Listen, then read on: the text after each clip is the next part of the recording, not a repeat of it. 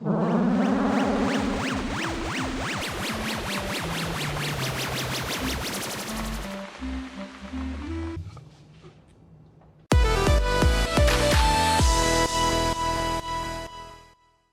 a few weeks ago, I reviewed a movie called Leo the Lion and said it was the worst film on Netflix, and possibly one of the worst films ever made. I'm a vegetarian.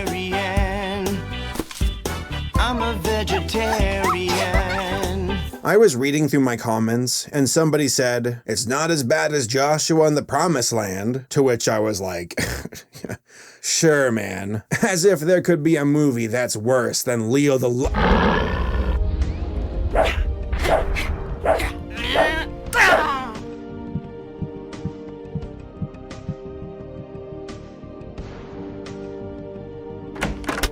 Hi, Dad. Pick up your stuff, Joshua.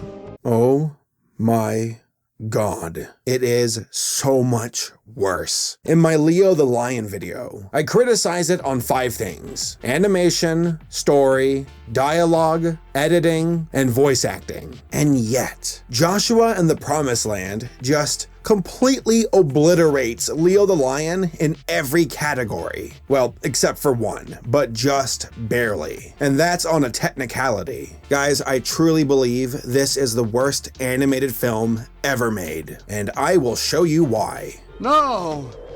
No! Animation. What's there to say? It is disgusting. Like, the worst part about this movie. The characters look terrible, with their naked bodies and uncanny valley faces. The voices of the characters don't even sync up. And to top it all off, the movement. Time and time again, I saw these characters glitch through their bodies, or move in a way that shouldn't be possible. Body parts freaking out because the character model is having a meltdown. Voice acting. I never thought I would look back on Leo the Lion as a positive. In hindsight, the voice acting in that film is superior. In this movie, it's just some kid and a few adults who have obviously never voice acted before. Who am I talking to here? Myself? I understand. I didn't hear you. I said I understand! Editing. It's the sound mixing. I mean, it's so bad. There are moments where I can't hear the characters talk. I mean, I don't really want to hear them talk, but if you can't even hear them speak, then I'm gonna miss out on what's going on. Moses said God promised the land to our ancestor Abraham, and that we have to scout it out now so we can plan our invasion. Dialogue. I'm hungry. Would you mind fetching a quail so we can eat? No problem, Your Eminence. You can call me Moses, Joshua. Yes, sir, Moses. Oh, there it is. Story. Okay, so this one's weird because the premise comes from the Bible, and the Bible has some pretty interesting stories. The Prince of Egypt is an incredible movie and is one of my favorite films ever. You've chosen the wrong messenger. How can I even speak to these people? Who made man's mouth? Who made the deaf, the mute, the seeing, or the blind?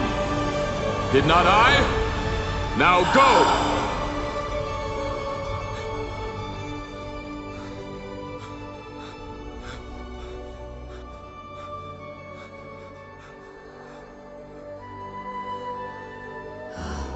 Moses, I shall be with you when you go to the king of Egypt.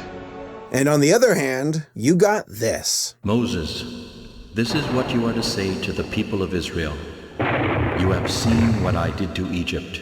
Wait, I got another one. The Prince of Egypt?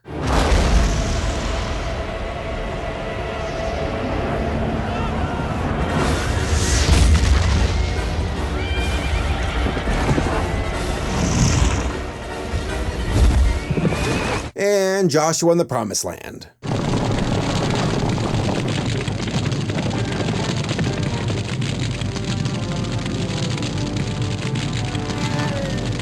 Basically, what I'm trying to say is that the Bible has plenty of interesting stories, and the book of Joshua is no exception. Yet, this movie does the impossible and ruins this story. It feels disjointed, and all of these other factors, like the animation and voice acting, do not help the story in the slightest.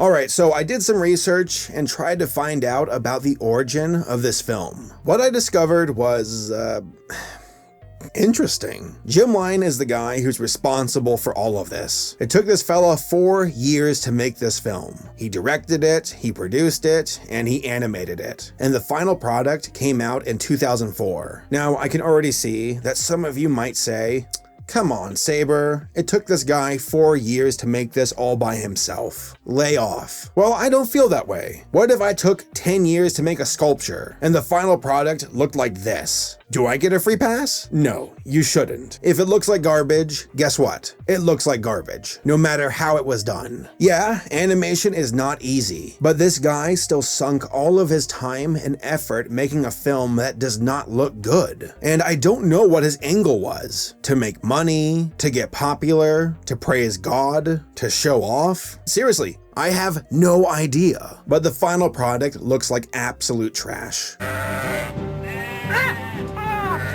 I looked at his filmography to see what he's worked on in the past, and there's not much. He worked on The Summoned in 1992, which there's like nothing about, Joshua and the Promised Land in 2004, and then something called Gorgeous Nights in 2011, where he worked on that film as an animator. Luckily, I was able to find this film on YouTube. It's pretty bad.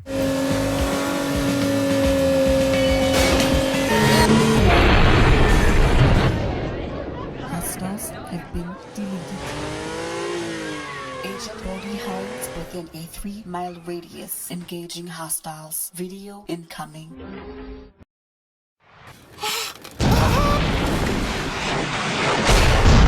You would think after 11 years, Jim Line would be a better animator. Nope, he still sucks. Good night, sweetheart. Nice dose. Also, the credit sequence from this film does not make any sense. Are they playing tic-tac-toe? Bingo? Whose name is for what picture? Plot to assassinate her orchestrated by the world's most powerful, violent, vicious human traffickers. Okay, so let's get back to Joshua and the Promised Land. I see a review here on dove.org. Joshua and the Promised Land comes as a heartwarming tale for the whole family, and the tradition of C.S. Lewis and J.R.R. Tolkien. What the fuck are you talking about? Huh? No, what the fuck are you? I'm not. This movie literally shares nothing in common with those films, whether it be Narnia or Lord of the Rings. Nothing. And I'm actually quite insulted that they would say that to begin with. Oh, but here's the best part of all. The computer-generated animation took over 4 years to complete, and it shows. What? What do you mean it shows? If anything, it shows how much of a waste of time it was. My friend Tommy Oliver makes better models on his own, and it does not take him 4 years. All right, let's just try and stomach this movie. No! No! So we start off with this magnificent company logo. And oh my God, it's just so beautiful. They should have sent a poet. And here comes the intro credits with music that reminds me of old school Doom.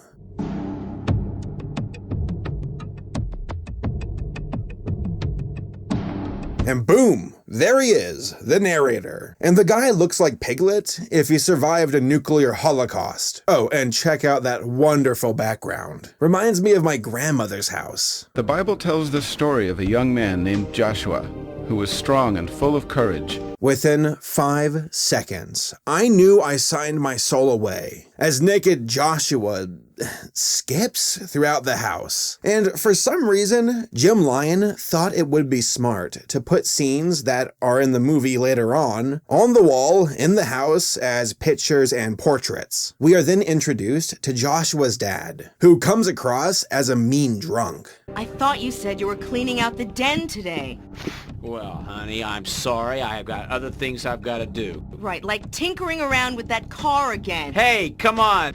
This is my day off. This is what I'm gonna do. This is my day off. This is what I'm gonna do. Like, seriously, I thought he was gonna beat his wife. Well, if you would just stop spending so much time on that car of yours, I wouldn't get so upset. So poor Joshua goes up to his room to sleep, I guess. But we are once again visited by the narrator. As you can see, Joshua feels kind of lost in the shuffle, and he doesn't know where to turn. The narrator overall is completely useless and should not be in the movie. But what's even weirder is the next character. Who are you? Some people call me the best friend, but my real name is Christopher Andrew Eugene Bazioni, at your service. But it's okay if you don't like it. Just call me Chris. So this is Joshua's guardian angel or something, though he looks like a reject Five Nights at Freddy's character who got caught in static limbo. Something I mentioned before, but want to bring up again, is how the character's model will clip through itself, especially while they're trying to sit down. You can typically see it in their lower abdomen and armpits. So the angel wants to take Joshua on a little trip. I don't know. My mom will get mad if I'm late for dinner. Hey, I promise that I will have you back in time for dinner. I don't know. Come on. You trust me, don't you? No. You trust the guy who sent me, don't you? Dude, I literally have no idea who you are affiliated with. But it's too late. Despite Joshua's concerns about being late to dinner, the angel grabs him by the arm and takes off, which looks kind of painful. Like the arm comes out of the socket. Just make sure you don't let go of my hand. My arm! So they are soaring through this green sky and then warp into the past, which for some reason they use the sound effect from 3D Pinball Space Cadet. Well, hang on.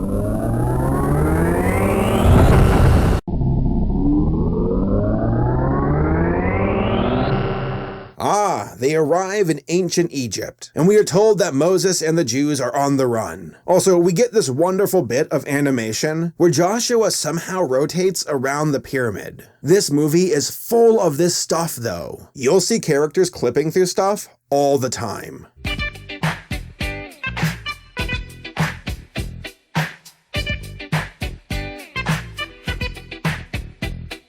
So that's the Pharaoh, who is some kind of cat thing, despite having humans in the art behind him, but he's too busy dealing with the Jews to care. So he hops on his horse and gets major whiplash. We then see the presence of God. Now, Joshua is told that the flame is deadly, and that he could die if he gets too close to it. But for some reason, he's like, I want to get closer. That's the presence of God there protecting the Hebrews. No man can touch it and live. Come on! I mean, hey, maybe he wants to die. After watching this movie, I want to die too. Alright, so we arrive at the Jews, and the guardian angel says something that's, kind of rapey. Listen, Joshua, sometimes a no means maybe, I'll grant you that. But when it comes from God, a no means no. Capiche? Capiche? You're associating Italian Americans to intimidation tactics? Also, the background is blurred. Maybe they're trying to create perspective, but to me, all it does is make it look like they're very small. Ah, and there's Moses. You could tell because he's a monkey with a ballsack chin. There's also this wind sound effect, but it looks like Moses is the one doing it because he's opening up his mouth. Now, in order for Joshua to continue on this journey, he's got to change his appearance, which obviously requires him to possess a person. Just hold your breath a second. This isn't gonna hurt. What isn't? Whoa. Are you in any pain? Yes, constantly. With that, Joshua skips into action and heads across the Red Sea.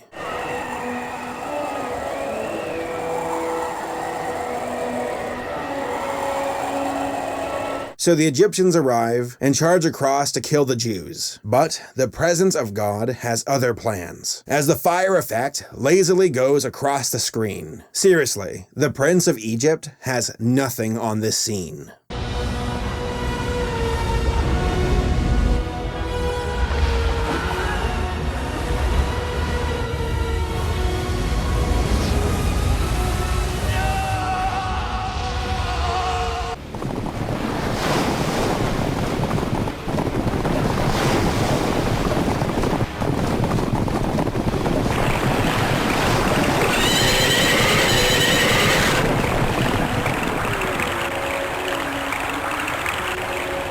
So begins the 40 years in the desert, as Moses tries to keep the Jews happy. So they're all really hungry and irritable. It's the middle of the desert, so it's not like they can go find the nearest restaurant. Since Moses is their leader, he's the one that had to ask God to feed the people.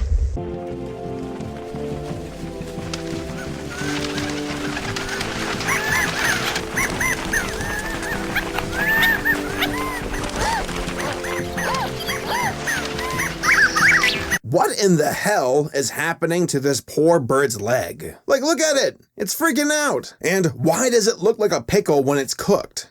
I'm hungry. Would you mind fetching a quail so we can eat? No problem, Your Eminence. You can call me Moses, Joshua. Yes, sir, Moses. Yes, sir, Moses.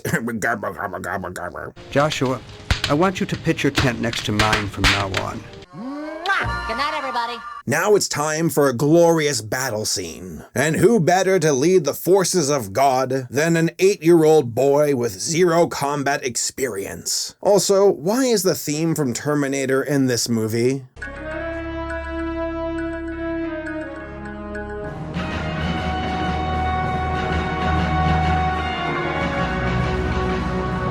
All right, everybody! Let's beat these guys! So inspiring. Could you imagine if Aragorn said the same thing during the Black Gate? All right, everybody! Let's beat these guys! Dude, Battle of the Bastards wish it looked this good. Also, I swear, I hear the of SpongeBob in the background.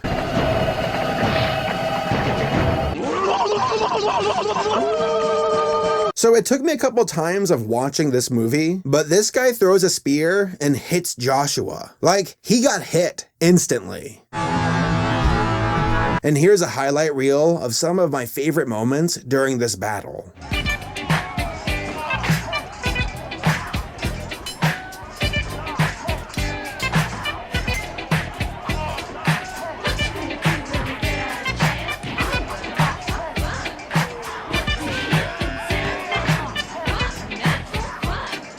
Just a reminder, this guy is actually 8 years old, and there he is, killing people. But after a hard-fought battle, the day is won, as the bad guys skip off and retreat. We then hear a victory cry that goes from hooray to hooray!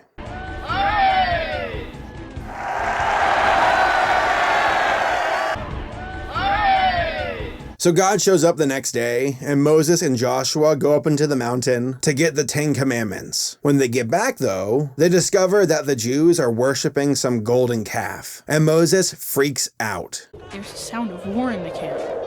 No, Joshua. It is not the sound of victory or of defeat that I hear. It is the sound of singing. No! No!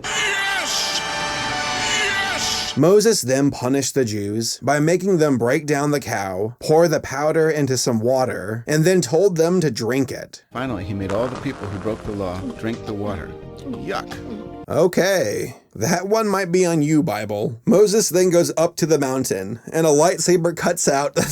I'm so sorry, this is so stupid. I kid you not. I can't say this without laughing. Moses goes up to the mountain and a lightsaber shoots out of the sky. And you can actually hear the lightsaber sound effect as it carves out the 10 Commandments. It's just fantastic.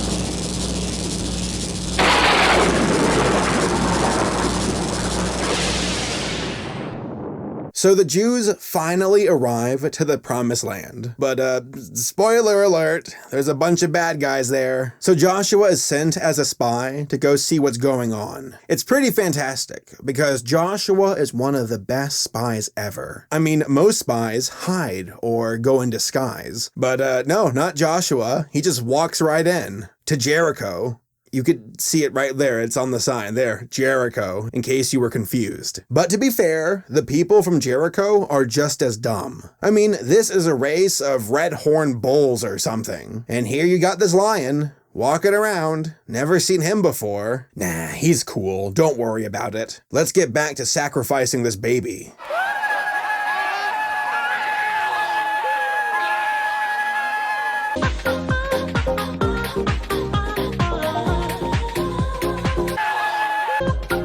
So Joshua gets back and has a chat with the angel. He tells the angel that Jericho is a pretty bad place and does things like adultery. They murder, they steal, they commit adultery. What's that? Never mind that. Oh yeah, don't talk about sex. But please, by all means, go back to killing people. Joshua and his friend Caleb tell Moses that the land is dangerous, but that they can take it because God's on their side. But the other Jews disagree and start to stone them. Stone him! Stone him! Stone him! Stone him! Right in the face! Our wives and children will be taken as plunder. We should choose a leader and go back to Egypt! The land we explored is very good. Please go to your tents. Stone him! I will ask God for guidance. Stone him! Stone him! Stone him! We should choose a leader and go back to Egypt! They use that voice recording twice. God tells Moses that he and the Jews screwed up, and that those who are over 20 cannot go into the promised land. So that left Joshua in charge, and he and the rest of the Jews went to Jericho to go take the city. So the narrator enters the movie and talks to Joshua.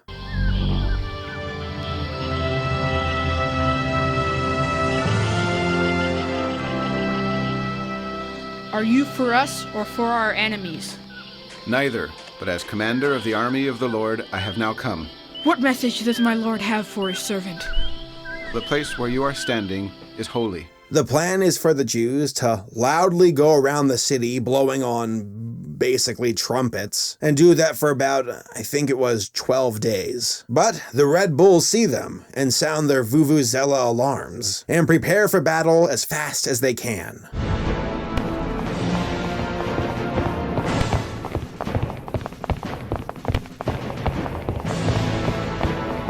But the battle never happens, and instead, the king gets his royal lazy boy and watches the Jews from his castle. It appears to be a ritual to bolster the confidence of their troops, Your Highness. What's with the guy and saying S? Yes, sire, sir, sizzlers. After marching around the city, the Jews finally stop, and the enemy laughs at them, and the clipping of the sound go off the chart. So much for that fearsome God of theirs.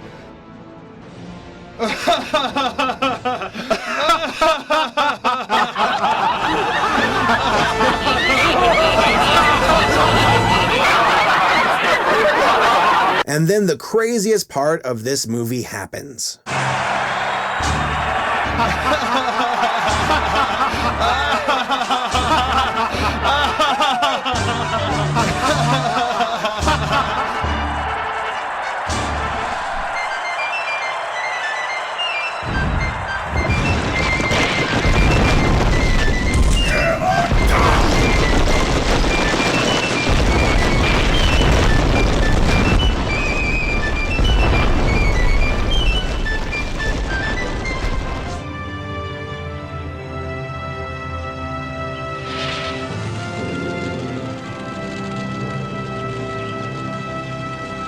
So I went to a Christian private school when I was a kid. So I know a couple of things about the Bible. That being said, I have no idea what this red thing is. It's just some floating red fiery lion head, and it follows Joshua home.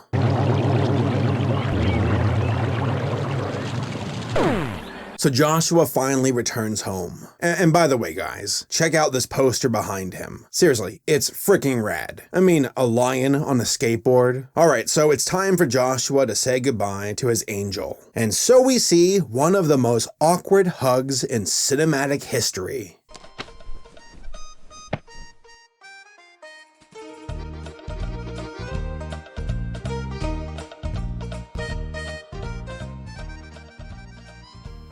You'll get over it. Freak. Anyway, you're late for dinner, which was not my fault.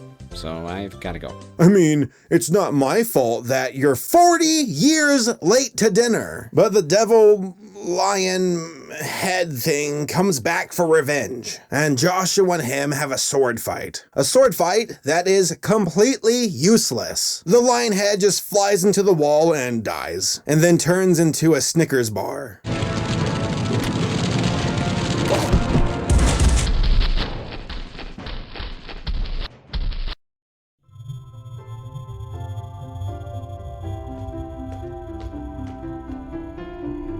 We see Joshua's parents fighting at the dinner table, but Joshua sits down to enjoy his, might I add, delicious meal and smiles at his parents, which makes them all nice for some reason. I'm sorry I yelled at you, honey. It's okay. I forgive you. It's okay. I forgive you. I'll try to spend some more time with you. With both of you. No!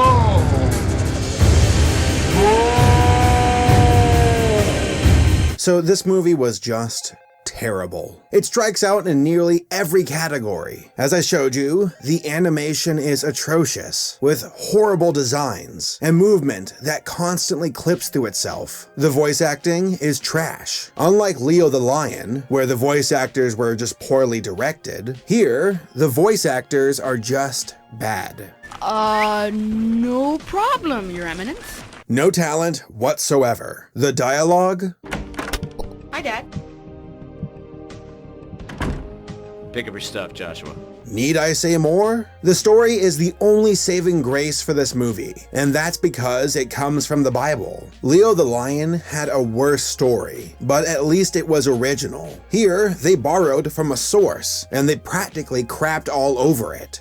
In the Bible, it says that God freed the Jews from slavery, but the Pharaoh didn't want to let them go. He's out there in the desert right now planning to recapture the slaves. Not a good idea.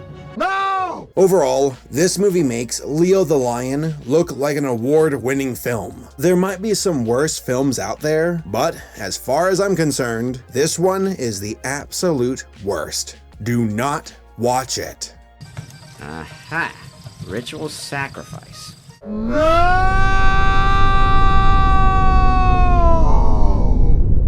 I'm calling the bear Jew over. He's gonna take that big bat of his, and he's gonna beat your ass to death with it.